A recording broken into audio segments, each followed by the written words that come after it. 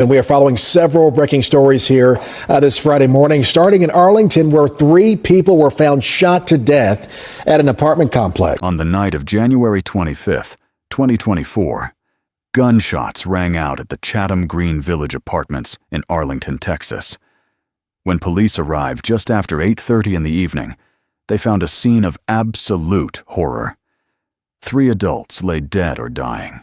2 young children stood inside the apartment, physically unharmed, but witnesses to unspeakable violence.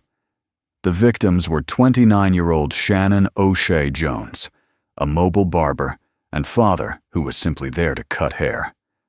29-year-old Monique Elaine Smith, a caregiver and mother whose children saw everything. And 31-year-old Dreon Glenn, shot multiple times in his own home. The suspect? 29-year-old Larry Dewayne Reed, a convicted killer who had been released from a Texas prison just 45 days earlier on December 13th, 2023. Not paroled, not on probation, fully released after serving time for murder. But here's what makes this case different. While Reed was locked up, he assaulted another inmate and went on Facebook Live to brag about it using an illegal cell phone. In Texas, that's a felony. Prison officials investigated. They sent the case up the chain. And then nothing happened. No charges, no extra time, nothing. So the real question isn't just how a murderer killed again. The question is, why did the system let him walk out the door when they had every reason to keep him locked up? Welcome to our channel. If you want to help spread awareness about system failures and the red flags that could prevent tragedies like this, then please like this video, share it, and subscribe to this channel. Your action now could help push for the accountability that keeps dangerous people behind bars where they belong. Larry Dewayne Reed's violent history didn't start in 2024. It started over a decade earlier when he was just 17 years old. In June of 2012, Reed attended a house party in Arlington. An altercation broke out, and it spilled outside. Reed took a gun from a friend and opened fire. 18-year-old Obeth Hernandez was shot in the chest and killed. A 21-year-old was also shot in the leg and wounded. Reed was arrested and charged with murder. 2 years later, in 2014, Reed pleaded guilty. He waived his right to a jury trial and was sentenced to 11 years in prison.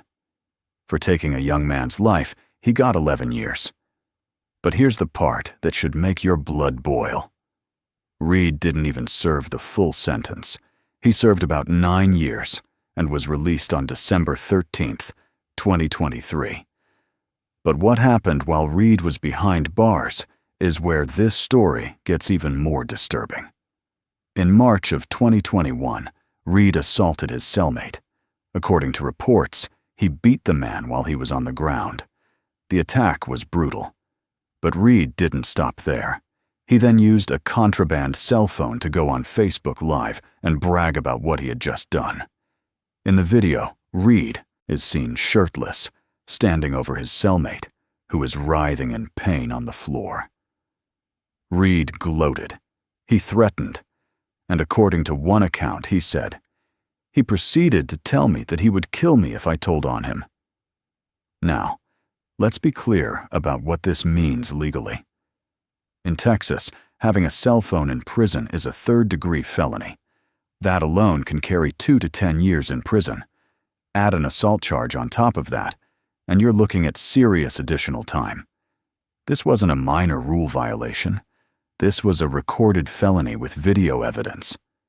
So what did the system do? Texas Department of Criminal Justice officials investigated the incident. The case was referred to the Office of Inspector General.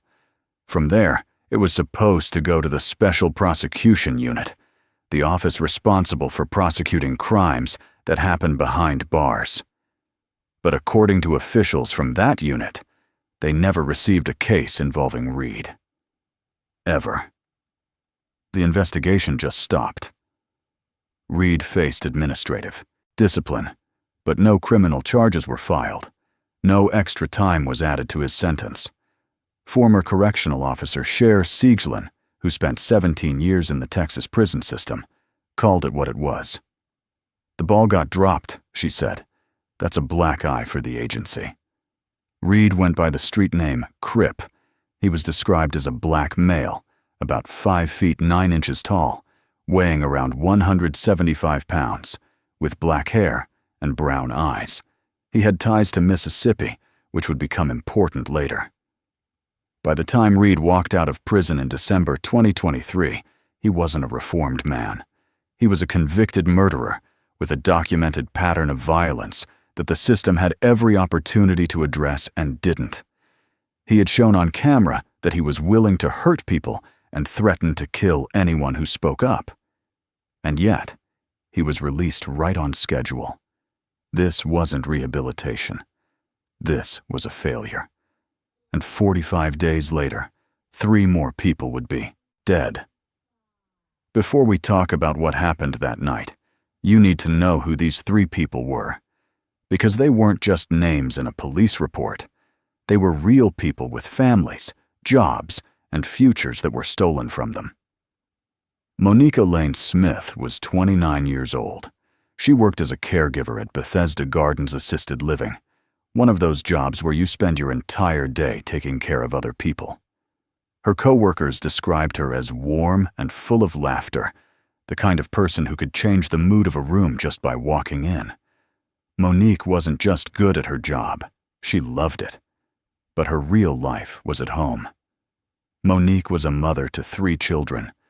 2 of them were in the apartment that night. For her, that apartment at Chatham Green Village wasn't just a place to live. It was her safe space. It was where she came home after long shifts to take care of her own family. It was supposed to be the one place where nothing bad could touch them. Monique's partner was Drayan Glenn. He was 31 years old and described by family as a devoted father who was involved with his kids. But Drayan's life wasn't simple. He had a past that carried risk. In 2019, Drayan had been arrested and charged with capital murder in connection with the fatal shooting of Brian Veramontes during a recording session at an Arlington apartment. By 2020, Drayan was free. What happened with that case isn't clear from public records, but the point is this. Drayan wasn't far removed from violence. It was part of his world. Online, Drayan projected money and status, but police would later say there was evidence of high-risk drug activity at the scene. Investigators believe Drayan and Larry Reed knew each other, and based on witness accounts, it appears Reed came to that apartment specifically for Drayan. This wasn't random. Drayan was the target. And then there was Shannon O'Shea Jones. Shannon was 29 years old, and he had nothing to do with any of this. Shannon was a mobile barber. He'd been cutting hair since he was a kid, and just 2 months before his death, he had officially licensed his barbering business. He was building something. Shannon was known in the community for giving free haircuts to kids and to families with single parents. He didn't just cut hair for money, he gave back. Shannon was a father himself. He had a 5-year-old son and a 2-month-old daughter. On January 25th, 2024, Shannon was doing what he always did, moving from place to place, handling appointments, trying to grow his business.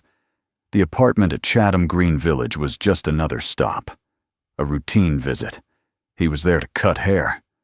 That's it. Shannon's mother is Paula Johnson. After her son was killed, she spoke about the pain of losing him and the anger she felt toward the system that let Reed walk free. "I just feel like they slapped him on the wrist and told him, 'Okay, go to timeout,'" Paula said. "And when it's over with, you come back here. That is not working for me. It doesn't fix me. It doesn't fix my family." I just feel like they slapped him on the wrist and told him, "Okay, go to timeout, and when timeout is over with, you just come back here." That's not working for me. Paula also said something else that's important. When Reed was arrested, she felt a slight sense of relief, but also fear. I was worried that if he did that, what else is he going to do? Is he going to come here for us? That's the reality for families of victims. The fear doesn't end when the suspect is caught. And then there are the two children, Monique's children. They were inside that apartment when the shooting happened. Police said they were not physically harmed. But let's be honest. They watched their mother die. They heard the gunshots. They saw the chaos. They lived through something no child should ever experience. Physically unharmed doesn't mean they're okay. Those kids will carry that night with them for the rest of their lives. 3 lives taken, 2 children traumatized, and 1 man who should never have been free to do this in the first place. It was a Thursday evening at the Chatham Green Village Apartments in Arlington, Texas. Around 8:30 in the evening, families were winding down. Kids were inside. People were finishing dinner, watching TV, getting ready for bed. It was routine. It was normal. Life was moving the way it always does. Inside one of those apartments, Monique Smith was home with her 2 children. Her partner, Dreon Glenn, was there. And Shannon Jones had stopped by for a haircut appointment. Just another evening. Just another job for Shannon. And then everything changed. Neighbors heard a loud bang. It sounded like someone kicking in a door. Then came the gunshots. Pop, pop, pop. Fast, close together. The kind of sound that makes people freeze before they even realize what's happening. According to police reports and witness accounts, Larry Reed forced his way into the apartment. The loud noise neighbors heard was that violent entry. Reed didn't knock. He didn't wait. He broke in. Once inside, police say Reed and Dreon Glenn got into what they described as a disagreement. But this wasn't just an argument. Reed had a gun, and he used it. Reed shot Dreon in the leg first. Dreon went down. He was wounded, on the ground, unable to defend himself. And Reed didn't stop. He kept firing, multiple gunshot wounds. This wasn't self-defense. This was an execution. Monique was inside the apartment when the shooting started. She was shot in the neck. There was no escape for her. She was found dead at the scene. And Shannon Jones, the barber who was just there to do his job, was found in the doorway. That detail is important because it suggests one of 2 things. Either Shannon tried to get out when the shooting started, or he was arriving right as the violence erupted. Either way, he never had a chance. He was in the wrong place at the worst possible moment. And through all of this, 2 children were there. Monique's children. They were present. They watched adults panic. They watched bodies fall. They heard the gunshots. They saw violence that no child should ever witness. The kind of violence that changes a person forever. At 8:33 in the evening, a witness called 911. They reported an unresponsive man in the doorway. That was Shannon. When Arlington police officers arrived, they walked into a scene of absolute horror.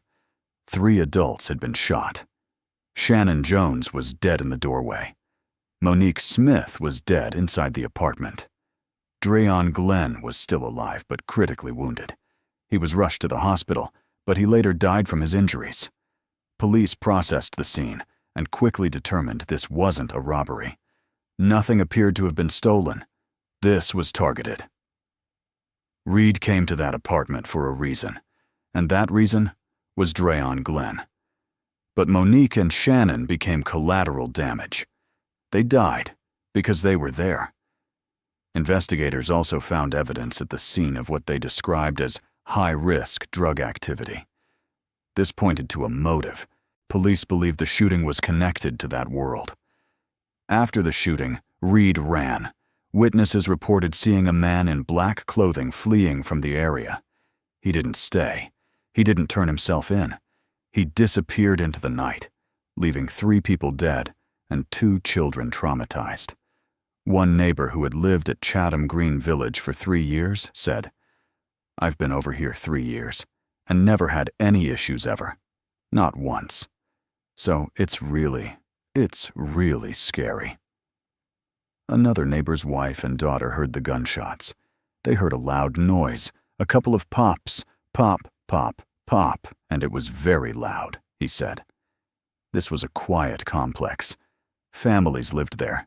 Kids played there. And in a matter of minutes, it became a crime scene. Pause for a second. 2 children watched their mother die because a convicted killer was released after serving just 9 years. If you think this is unacceptable, hit that like button and share this video. These stories need to be told. What state or country are you watching from? Let me know in the comments, because what happened that night didn't just affect one apartment. It shattered an entire community, and the man responsible was already gone. In the immediate aftermath of the shooting, Arlington Police Department homicide detectives got to work.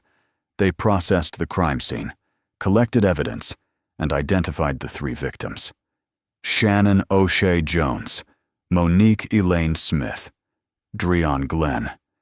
Their names were released to the public, and their families began the painful process of grieving. But detectives still needed to find the shooter. Within days, multiple credible tips started coming in from the community.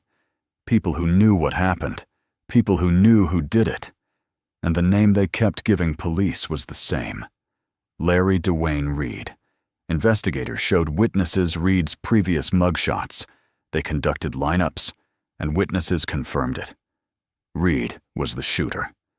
According to an arrest warrant affidavit obtained by news outlets, a witness told police that Reed also went by the name Crip. The witness stated that Reed shot Dreon Glenn over a disagreement, then continued to fire at everyone else in the apartment. Police wanted to protect the identity of the person who provided this information, so most of the witness details were redacted from the affidavit. But the information was clear. Reed was their suspect. On February 2nd, 2024, Arlington police issued a warrant for Reed's arrest on capital murder charges. Capital murder. That's the most serious charge in Texas. It can carry the death penalty or life in prison without parole. The United States Marshal Service got involved. They issued a public warning. Reed should be considered armed and dangerous. He had ties to Mississippi, which meant he might have already left the state. The marshals asked for the public's help in locating him. Arlington police made it clear in their statement. This was a senseless crime, they said. And we want the suspect to know that the Arlington Police Department is going to do everything that we can to find you, and we will locate you, and we will bring justice to the family. Any type of surveillance footage that is available to the police department, we're going to comb through it, we're going to go through it, and just try to determine who did this. Investigators began tracking Reed's movements. Tips continued to come in, and the net started to tighten. Reed had fled to Mississippi, just as authorities suspected. On February 6th, 2024, the Gulf Coast Regional Fugitive Task Force, the Northern District of Texas Task Force, and the Northern District of Mississippi Task Force converged on a residence in the 800 block of Central Street in Greenville, Mississippi. Officers surrounded the property and announced their presence. But Reed didn't come out. According to reports, he was hiding in the attic. For a brief moment, there was a standoff. The man accused of killing 3 people was now trapped above someone's ceiling, hoping the officers outside would just go away. They didn't. Marshals forced their way inside the home. Reed eventually surrendered without further incident. He was taken into custody and held at the Washington County Jail in Mississippi, awaiting extradition back to Texas. The United States Marshal Service released a statement. "We are glad to have this dangerous individual off the streets," they said. Paula Johnson, Shannon's mother, said the news of the arrest brought a slight sense of relief, but it also brought fear. "I was worried that if he did that, what else is he going to do? "Is he going to come here for us?" she said. Reed was brought back to Texas to face capital murder charges, and while his arrest brought some comfort to the families, it didn't bring their loved ones back. 3 people were still dead. 2 children were still traumatized. And the question remained, how did this happen in the first place? Texas has a reputation. It's known for being tough on crime. The state has one of the highest incarceration rates in the country, big prisons, harsh sentences, no mercy. That's the image Texas projects to the world. But the reality is different. Because when prisons get overcrowded and the system gets overwhelmed, Texas has a history of quietly doing the opposite. They start releasing dangerous people back onto the streets, and we've seen how badly that can go. Back in the late 1980s, Texas prisons were so overcrowded that federal authorities stepped in and said, "Fix this now." So Texas started pushing people out in huge numbers. And in that wave of releases, one name should have set off every alarm: Kenneth McDuff. McDuff was a convicted triple murderer. He had killed before. But Texas let him out anyway because of overcrowding. And then McDuff killed again, and again, and again. Parole violations piled up. Red flags were everywhere. But the system didn't stop him until it was too late. Multiple women died because Kenneth McDuff was released when he should have stayed locked up. After that, Texas promised reforms. They passed what became known as the McDuff Laws. The state swore it would never happen again. Never again would a violent offender be released only to kill more innocent people. Fast forward to December of 2023. Texas did it again. And this time, the name was Larry Dewayne Reed. Here's where the system failed. In March of 2021, Reed assaulted his cellmate and went on Facebook Live to brag about it using a contraband cell phone. That's a third-degree felony in Texas. Having a cell phone in prison can get you 2 to 10 years. Add an assault charge, and you're looking at serious time. Texas Department of Criminal Justice officials investigated the incident. The case was referred to the Office of Inspector General. From there, it was supposed to go to the Special Prosecution Unit, the office that prosecutes crimes committed behind bars. But according to officials from the Special Prosecution Unit, they never received a case involving Reed. Ever. The investigation just stopped, somewhere along the way. Reed faced administrative discipline, but no criminal charges were filed. No extra time was added to his sentence. His release date didn't change. Sher Sieglin, a former correctional officer who spent 17 years in the Texas prison system, didn't hold back when she heard about this. "The ball got dropped," she said. "That's a black eye for the agency." She's right. This wasn't a mystery. This wasn't a case where evidence was hard to find. Reed recorded himself. He went on Facebook Live. The proof was right there. And still, nothing happened. So on December 13th, 2023, Reed walked out of prison. Not because his case was overturned, not because someone proved he was innocent, but because the system said his time was up. And despite the documented violence in 2021, despite the video evidence, despite the felony that could have kept him locked up longer, Reed was released right on schedule. He had a documented pattern of violence. He had shown he was willing to hurt people and threatened to kill anyone who spoke up. And yet, he was free. 45 days later, Shannon Jones, Monique Smith, and Dreyon Glenn were dead. 2 children were traumatized, and families were left asking the same question people asked after Kenneth McDuff: how did this happen again? The answer is simple. The system ignored the warning signs, and 3 innocent people paid the price. Larry Dewayne Reed is back in custody, facing capital murder charges. In Texas, that means he could face the death penalty or life in prison without the possibility of parole. On paper, that sounds like the system is finally taking this as seriously as it should. But after Reed was extradited back to Texas, something frustrating happened. The public updates went quiet. There's no clear trial date that's been announced. No reports of a plea deal. No conviction headline. No sentencing update. It's like the case dropped into a black hole. Now, to be fair, capital murder cases move slowly. There's evidence to review, expert witnesses to consult, motions to file, jury selection to complete. If there's a conviction, there could be years of appeals. That's how the legal system works. But the silence still leaves families with the same bitter feeling this whole case has carried from the start. A system that moves fast when it's too late and slow when people are begging for answers. Paula Johnson is still grieving the loss of her son. She had to plan Shannon's funeral. She had to explain to his 5-year-old son and 2-month-old daughter why their father isn't coming home. And she's still angry about how Reed got what she called just 11 years for his first murder.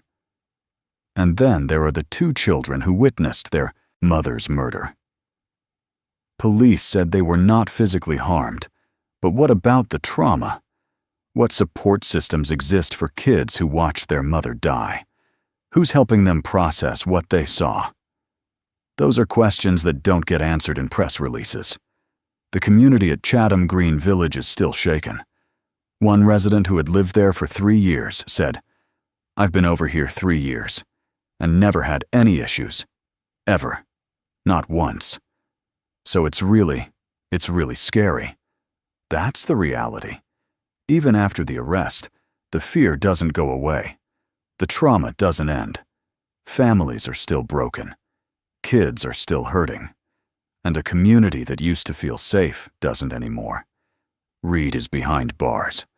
But justice for Shannon, Monique, and Dryon is still waiting. If you want to understand how cases like this happen, and how to recognize when the system is failing, there are 5 red flags you need to know. These aren't complicated. They're things you can spot in news reports and court documents.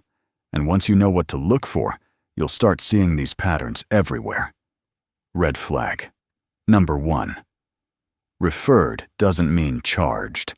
When you hear that an investigation was referred to prosecutors or referred to a special unit, you need to ask one question. Did it become a criminal case that added time? If the answer is no, then that referral changed nothing. In Reed's case, the prison assault was investigated. It was referred to the Office of Inspector General. It was supposed to go to the Special Prosecution Unit. But no charges were ever filed. The word referred sounds official, but it means nothing if it doesn't lead to action.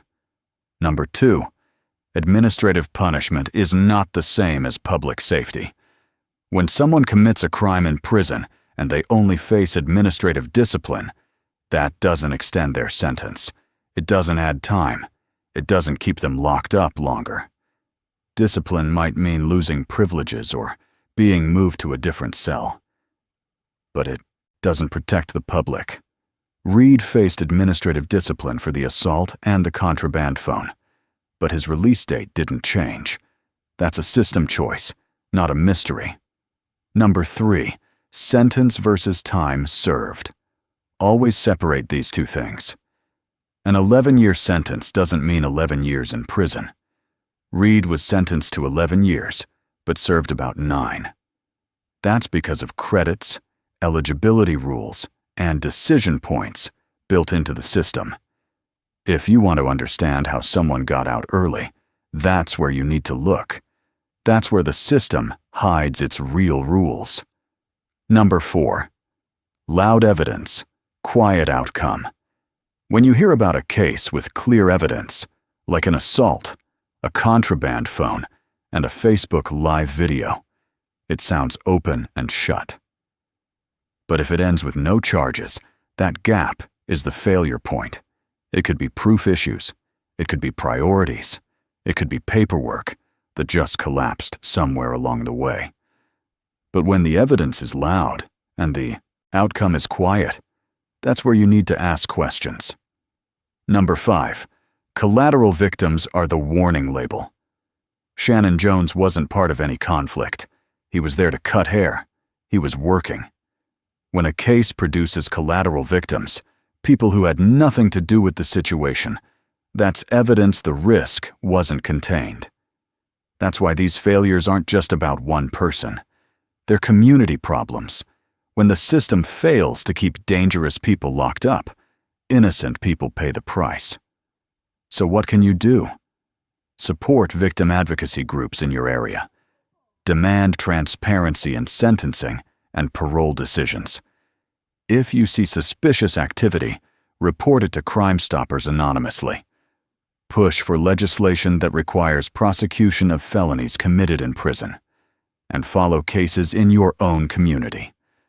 Silence allows these failures to repeat. The more people who understand how the system works and where it breaks down, the harder it becomes for officials to ignore the warning signs. Knowledge is power, and in cases like this, it could save lives. Here's the question that should keep us all up at night. How many more Larry Reeds are walking free right now because investigations were referred but never prosecuted? How many more people are out there with documented patterns of violence that the system just ignored? We need to remember the victims in this case. Monique Smith, a devoted mother and caregiver who made people's lives better every single day. Dreyon Glenn, a father with a complicated past, but loved by his family. And Shannon Jones, a hard-working barber and entrepreneur who was just in the wrong place at the wrong time. And we can't forget the 2 children who survived that night. They have to live with what they witnessed for the rest of their lives. No child should ever have to carry that. Larry Dewayne Reed is behind bars awaiting trial. He'll face justice in a courtroom. But what about the system that released him? What about the officials who let that investigation disappear? What about the people who had the power to keep him locked up and didn't? They face no consequences. None. And that's why this pattern will continue, until we demand better, until we hold the system accountable, until we refuse to let these stories disappear. If this case made you angry, you're not alone. But anger without action changes nothing. Subscribe to this channel because we're not letting these stories disappear. Hit the notification bell so you never miss an update. And most importantly, share this video. The more people who understand how the system fails, the harder it becomes for them to ignore it. What do you think should happen to Larry Dewayne Reed? Death penalty or life in prison? Comment below. I'll see you in the next investigation.